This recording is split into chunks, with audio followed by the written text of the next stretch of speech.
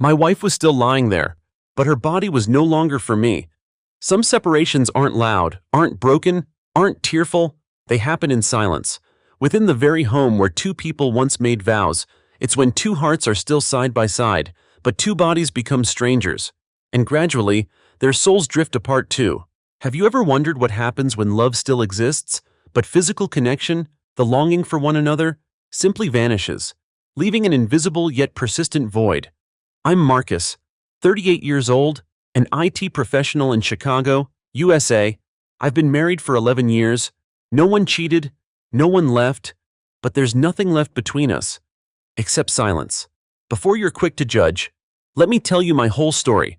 Let me invite you into my tormented inner world, where despair creeps into every quiet moment, where silent battles unfold each night, and where I slowly came to a painful realization sometimes: love alone isn't enough to mend invisible cracks. This isn't a story of betrayal in the usual sense, but a long journey of gradual fading, a simmering loss where the absence of physical intimacy became an open wound, swallowing everything we once had. I met Claire in a tucked-away used bookstore on a small street, where the scent of old paper and forgotten stories lingered in the air. I still remember that fateful day vividly. I, a dry IT engineer whose mind constantly revolved around lines of code and complex Python algorithms, was engrossed in searching for a thick programming manual. I looked up and saw her. Claire was standing in a secluded corner, gently caressing the spine of a worn copy of To Kill a Mockingbird, a classic I'd only heard of but never bothered to read. She looked up, caught my eye, and offered a shy yet radiant smile, like morning sunlight streaming through a window. In that moment, all my inherent shyness melted away. Claire had a clear, refreshing laugh that could fill any room, and she had a lovely habit of hugging me from behind whenever I was washing dishes, burying her face in my back, a simple gesture that held so much love and warmth. From that day on, we became inseparable. Our dates weren't fancy, often just hours spent in the bookstore, me trying to understand her passion for literature, and her patiently listening to me excitedly talk about code glitches or the complexities of computer systems. We were two opposite poles: she, an empathetic English literature student with a soaring imagination; I, a pragmatic engineer who found beauty in order and logic. Yet, we fit together strangely well. We complemented each other in ways I never thought possible. Claire taught me to appreciate the nuances of human emotion, the power of stories, and I showed her the beauty of structured thinking, the joy of building something from scratch. Those were the early years, the honeymoon period that I thought would never end. Before the weight of responsibility pressed down, before children arrived, before life squeezed out the spontaneity and passion from us, leaving behind an unsettling silence. I remember the little things, the secret language we communicated with our bodies and our eyes. Claire would often send me playful texts, even when I knew she was in an important company meeting tonight. "I'll wear nothing but your gaze." Or she'd leave a lipstick mark on my coffee mug every morning before I left for work. A small but vibrant trace, a testament to her affection. We often snuck away for weekend trips, just the two of us, exploring new cities or simply staying in bed all day, wrapped in each other's arms. Our physical connection was effortless, unforced, a constant affirmation of our love. It wasn't just about sex, it was about intimacy, about feeling desired and desiring in return. It was the glue that held us together, unspoken, yet profound. We married in a small ceremony by Lake Michigan, with only our closest friends and family present. Claire wore a simple white dress, and her eyes, filled with joy, mirrored the calm lake water. I remember feeling like the luckiest man alive, standing there, holding her hand, promising to cherish and protect her forever. Our future stretched out before us, seemingly endless, filled with laughter, shared dreams, and the quiet comfort of knowing we had each other. We bought a cozy little house in the Chicago suburbs, a place we envisioned filled with the laughter of children, pets, and a lifetime of memories. Everything felt perfect, a solid foundation built on mutual respect, deep affection, and an undeniable physical spark. We'd often spend hours sitting on our front porch, dreaming about redesigning the garden, choosing paint colors for our future children's rooms, or simply gazing at the twinkling stars in the night sky. Every moment was steeped in peace and complete happiness, like a firm promise of a bright future. Our first son, Leo, was born 2 years into our marriage. He was an immense joy, turning our lives upside down in the most wonderful way. Claire embraced motherhood with fierce love, dedicating herself completely to our little family. I still remember the nights she stayed awake, holding Leo, singing soft lullabies, her eyes tired but full of love. Then 3 years later, our second son, Ethan, arrived, completing our foursome, 2 boys, full of energy and endless questions, filled our home with noise and chaos, but also with boundless joy. I was so proud of my family, of this hardworking wife, this devoted mother. It was after Ethan's birth that Claire began to change. It wasn't a sudden shift, but a gradual process, almost imperceptible at first. Not in her affection for me or the kids. I never doubted her love as a wife or a mother. Her gaze still held that gentle warmth when she looked at our children, and she remained as devoted as ever to nurturing our family. But something subtle, yet profoundly unsettling, shifted in how she touched me, or rather, how she didn't touch me. At first, it was barely noticeable, a light kiss on the cheek instead of a lingering, passionate one. Her hand would withdraw after a gentle squeeze. The absence of spontaneous hugs when I was doing dishes or cooking, I rationalized it. Of course, 2 young children, especially Ethan still so small, endless sleepless nights, the pressure of balancing home life and office work. Her body had gone through major changes, 2 pregnancies and childbirths. It was perfectly understandable. I told myself, she was exhausted. I read articles about postpartum recovery, about the toll motherhood takes on a woman's body and libido. I thought, this is just a phase. It will pass. We just need to get through it together. I tried my best to be an understanding husband and a caring father, sharing the burden of household chores and childcare. I believed that if I just loved her enough and was patient, everything would eventually return to normal. But then, an undeniable pattern emerged. A slow, agonizing withdrawal that left me reeling. She no longer wanted physical intimacy. Not a harsh, outright rejection, but in a much more insidious and heartbreaking way. A subtle evasion. A masterful art of postponement. A quiet vanishing act.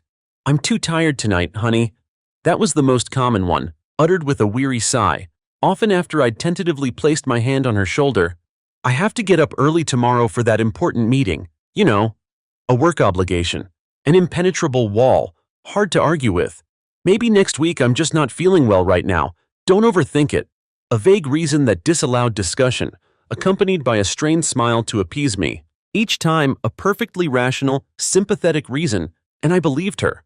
I truly did. I tried to be understanding, patient, supportive. I offered to take the night feedings, to let her sleep in on weekends, or to handle bath time so she could rest a little more. But 3 months stretched into 6, then a year, and then another year. The promise of maybe next week never materialized. The loving touches disappeared. No more lingering hugs, the gentle squeezes that once conveyed so much without words. No more quick, passionate morning kisses before I left for work. Instead, just a fleeting peck on the lips, if anything, or sometimes just a nod. No more holding hands when we watched movies on the sofa or brushing against each other as we passed in the kitchen. Our bodies, once intertwined and familiar, had become 2 separate entities occupying the same space. I craved her touch, the simple reassurance of a physical connection. I missed the way she used to lean into me, how her hand would naturally find mine, even in public. It wasn't just about sex, it was about intimacy, about feeling desired and desiring in return. It was the glue that held us together, unspoken, yet profound. That bond, once so vibrant, was slowly, painfully, fading into silence. Our bed, once a sanctuary of warmth and closeness, was now just a place to sleep, divided by an invisible yet impenetrable wall. The silence in the bedroom was louder than any argument we'd ever had. It spoke volumes about what was no longer there. I tried everything.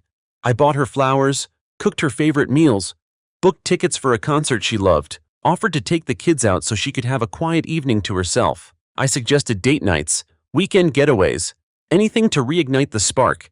Each attempt was met with the same gentle, weary refusal, a subtle evasion that chipped away at my hope. I started to feel like a beggar, constantly pleading for a piece of my own wife. I felt rejected not just by Claire, but by my very marriage itself. I still loved Claire, deeply, fiercely. She was the mother of my children, my life partner, the woman I had built my entire world around. My affection for her, my commitment, never wavered. But I was also a man, a human being with a body, with desires, with a fundamental need for physical connection and intimacy. It wasn't just about sex, not at all. It was about feeling desired, wanted, seen as a man by the woman I loved. I didn't need sex every day, or even every week. My needs weren't unreasonable, but I needed to feel touched, truly touched, with longing behind it. I needed to feel wanted, craved, the way she used to make me feel when we first fell in love. It's a basic human need, like hunger or thirst, for connection and affirmation. The constant rejection, no matter how gently delivered, began to erode my self-esteem. I started to wonder if I was still attractive, if I was doing something wrong, if I was simply unlovable anymore. Those thoughts swirled in my head every night, keeping me awake for hours. The emotional toll was immense. I found myself walking on eggshells, afraid to initiate any physical contact for fear of another polite but firm refusal. I stopped trying to kiss her goodnight or reaching for her hand as we lay next to each other. The bedroom became a place of anxiety, a constant reminder of what we had lost. I would lie awake for hours, listening to her soft breathing beside me, feeling an unbearable ache of loneliness.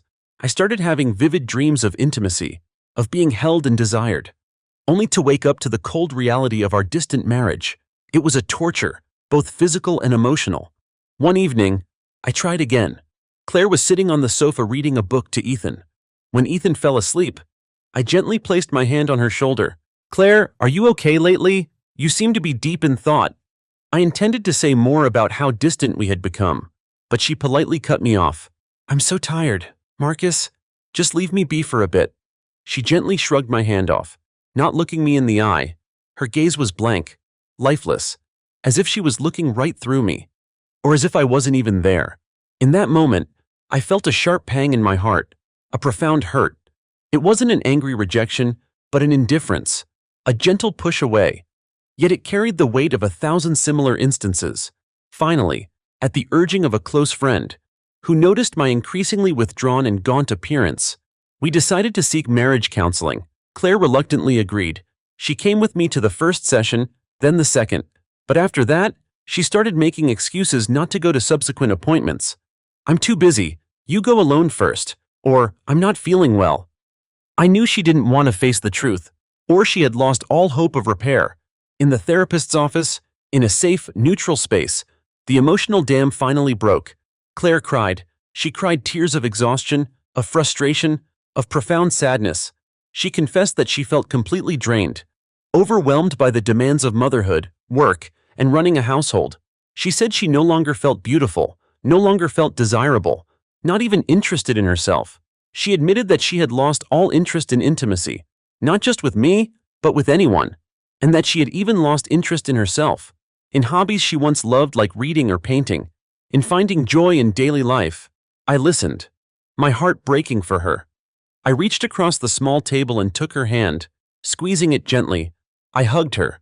I understood, truly, deeply understood her desperation. This wasn't about me.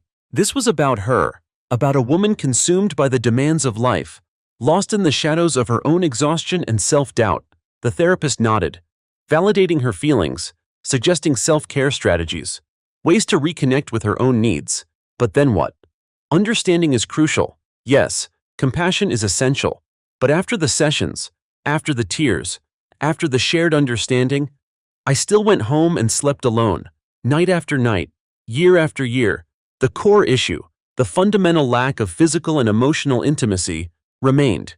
Understanding provided a temporary balm, but it couldn't heal the deep wound of longing.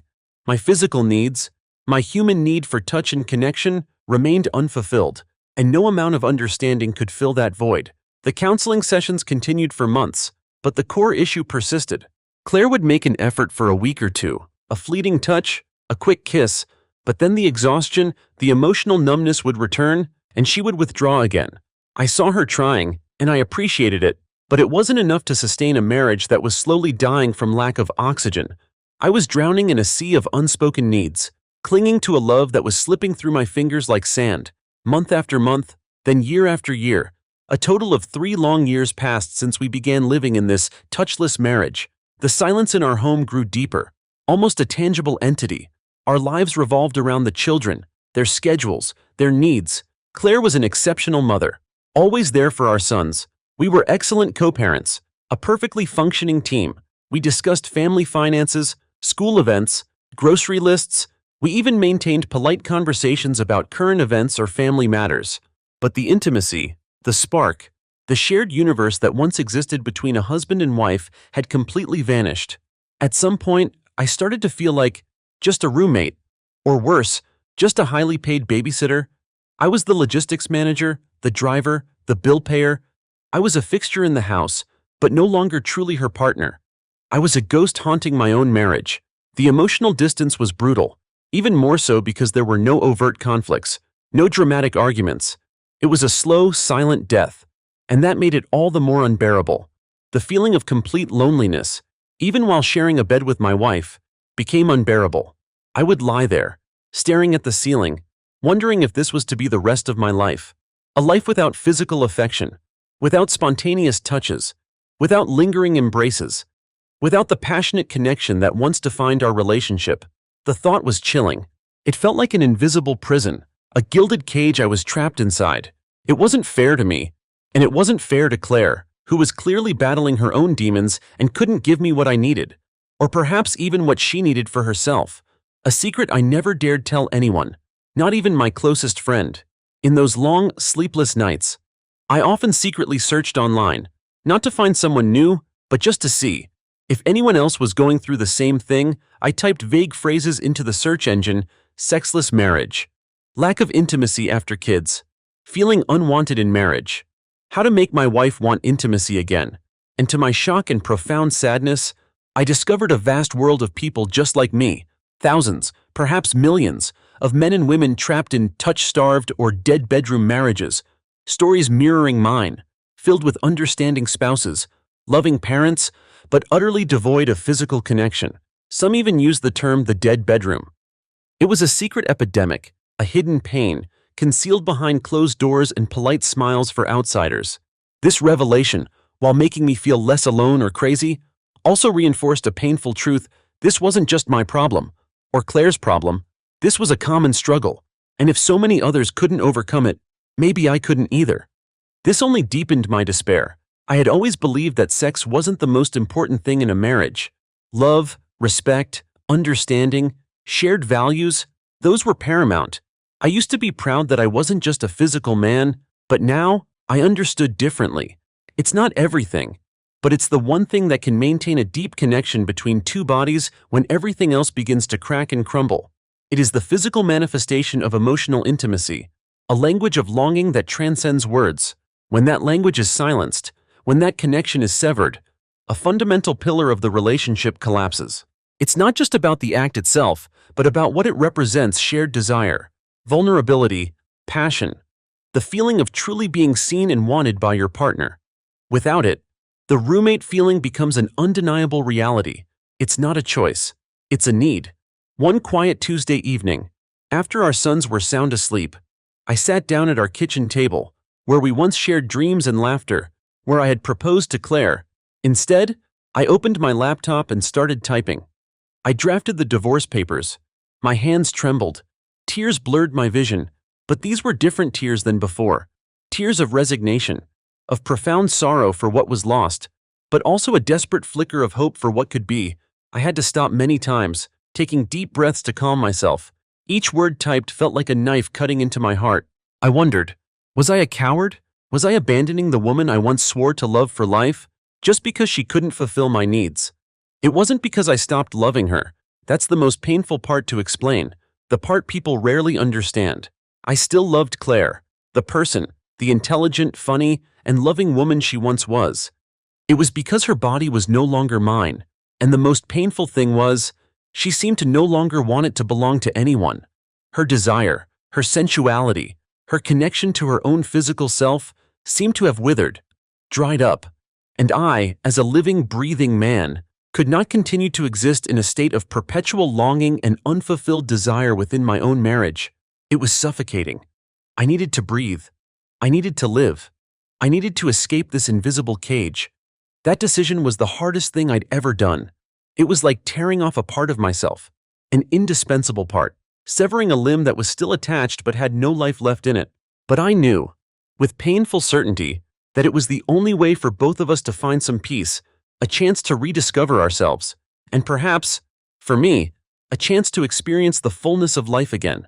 I told myself, if I stayed, I would slowly become bitter, resentful, and that would be worse than this departure. Holding the divorce papers in my hand, I walked into the living room, where Claire was sitting and reading. The lamplight cast a soft yellow glow on her face, and in that moment, I saw a different Claire, tired, drawn, and more distant than ever. Taking a deep breath, I placed the papers on the table in front of her. Claire looked up, her eyes widening as she saw the bold letters "divorce petition." Her face turned pale, and the book in her hand dropped to the floor with a soft thud. She looked at me, her eyes filled with shock, then slowly shifted to pain. "Marcus, you really want this?" Her voice trembled, a tiny whisper like the rustling of leaves. I nodded, my throat tight. I have no other choice. Claire, we aren't us anymore." A heavy silence filled the room. I waited for accusations, for tears, or a big argument, but Claire just sat there, staring at the papers, tears slowly streaming down her cheeks. Then, something unexpected happened. Claire slowly stood up and walked closer to me. She didn't hug me, nor did she touch me. She just stood there, facing me, and began to speak, her voice a whisper. But every word felt like a knife cutting into my heart, and hers too. I knew, Marcus. I knew this day would come. I've seen how much you've suffered over the past 3 years. Every night, I hear you toss and turn, hear your sighs, and I know what you're longing for. Something I can't give you." She paused, wiping her tears. "Do you remember, Marcus, back then? I was the woman who was always full of energy, always loved to be hugged by you, touched by you. I loved the way you looked at me, the way you made me feel like the most beautiful, most desirable woman in the world." I listened, every word she uttered tearing at my soul. But then, everything changed. After Ethan was born, everything just crumbled inside me. "You know, Marcus, I once loved you so much, and I still love you in my own way.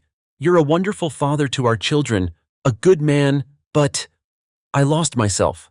Marcus, I lost a woman's desire." She looked deep into my eyes, the honesty in her gaze stunning me. "What do you think when I tell you? I no longer feel desire, not just for you, but for anyone, even for my own body. I look in the mirror, and I see a stranger. I feel like an empty shell.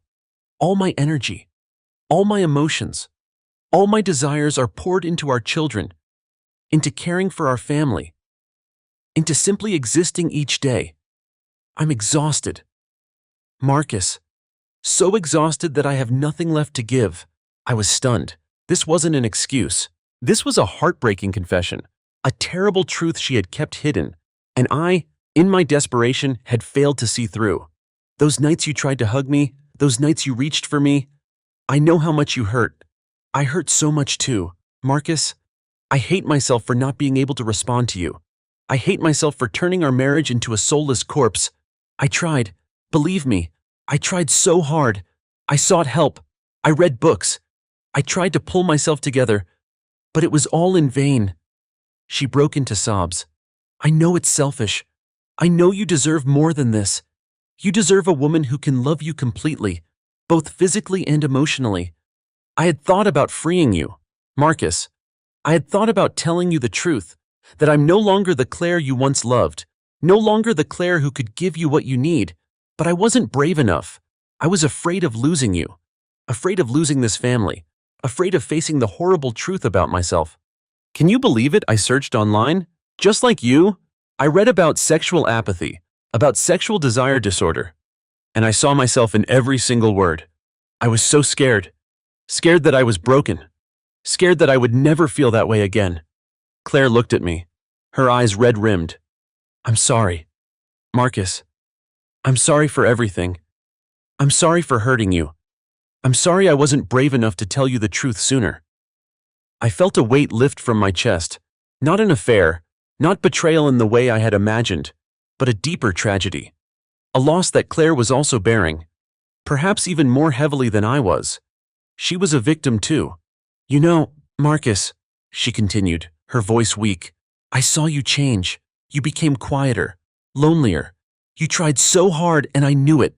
I knew you did everything you could to save this marriage, and that only made me feel like a terrible wife. I tried to push you away so you could find happiness for yourself, but I was too cowardly to say it. My own tears began to fall.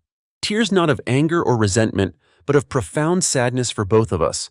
For the years lived in misunderstanding, in silent pain, for a secret that should have been shared long ago. I moved closer to Claire, gently taking her hand. Her hand was ice cold. "Claire," I said, my voice hoarse, "I'm sorry. I didn't understand. I didn't see your pain. I only thought about myself, about what I was missing." "No, Marcus," she interrupted me, shaking her head. "It's not your fault. It's mine. I wasn't brave enough to face the truth, to share it with you. I let it eat away at us." We sat there, in silence, holding hands. There was no physical intimacy beyond that simple hand-holding, but this was the first time in so many years that I felt a true connection, a deep understanding between two souls who had once loved each other fiercely. The divorce papers still lay on the table, but now they were no longer a symbol of an end, but a turning point, an opportunity for both of us to start anew, to heal wounds that had festered for too long. We talked until dawn. Claire told me in detail about her struggle with herself, with the loss of desire, about the times she secretly searched for information, about her fear of facing the truth. I listened, without judgment, only understanding. I shared my own loneliness, my longing to be touched, to be loved. We had opened our hearts, and that was something we hadn't been able to do for many years. A month later, we finalized our divorce, a quiet, amicable separation. We remained good parents to Leo and Ethan. We picked them up and dropped them off together, participated in school activities together, and always tried to create the most stable environment possible for our children. I stayed in the old house, and Claire moved to a nearby apartment for convenience in taking care of the kids. The geographical distance didn't sever the new connection we had rebuilt, based on understanding and compassion. Although we still decided to divorce, it wasn't a bitter, painful breakup. It was a release, a new beginning for both of us. Claire sought professional psychological help to treat her loss of desire, to find herself again. As for me, I also needed time to heal my wounds, to accept the truth, and to move forward. Time passed, and the wounds slowly healed. I no longer felt that nagging longing as before. I learned to live fully in the present, to appreciate what I had. I realized that happiness doesn't necessarily have to come from a romantic relationship. Happiness can come from self-care, from the love of my children, from genuine friendships, and from pursuing my own passions. Some days, I still think about Claire, about what we went through. But now, those thoughts no longer carry bitterness or regret. Instead, there is a profound understanding, a deep compassion for her, and a gratitude that she was brave enough to tell the truth, even if it was late. That truth, though painful, was precisely the key that opened the door to my healing. I know the road ahead is still long. I still have challenges to face, complex emotions to navigate, but I'm no longer afraid. I've learned to love myself, to trust in my inner strength. I've escaped the invisible prison of loneliness within my own marriage, not by seeking a replacement, but by finding myself again, a more mature, stronger, and more peaceful Marcus. It's been a solitary path, but it's the one that leads to true liberation. If you are in a touch-starved relationship where you feel a secret is being kept, you are not alone. I've been there, and I know how isolating that feeling can be. There are thousands, even millions of people out there living in an invisible prison of loneliness right within their own homes. Your needs are valid, and your craving for connection is a deep part of human nature. And if you are the woman in this story, please don't think your man only needs sex. He needs to be craved by you, to be desired by you, to be seen by you in the way you once did when love was new and vibrant. He needs to feel that he is more than just a provider, a roommate, or a co-parent. He needs to feel he is your partner, your lover, your confidant, the one whose body and soul deserve your touch. My story with Claire is a testament to a silent tragedy, a love that simply withered when the essential nourishment of intimacy was denied, and a secret that ate away at the relationship from the inside. I still love Claire, but now I love from a distance, because I had to leave, to preserve what little self-respect I had left, and to allow myself the chance for a fuller, more complete happiness. What are your thoughts on this emotional and often hidden aspect of relationships? Perhaps you are struggling with similar feelings, or have you found your own way out? or a truth that set you free. Either way, please leave your comments below. Share your thoughts and feelings about this story. We believe every share is valuable, and stories like Marcus's will help many find empathy and strength to face reality. Don't forget to like, share, and subscribe to our channel so you don't miss out on other fascinating and dramatic stories, where secrets are revealed and hidden, corners of the soul are brought to light. Thank you for listening.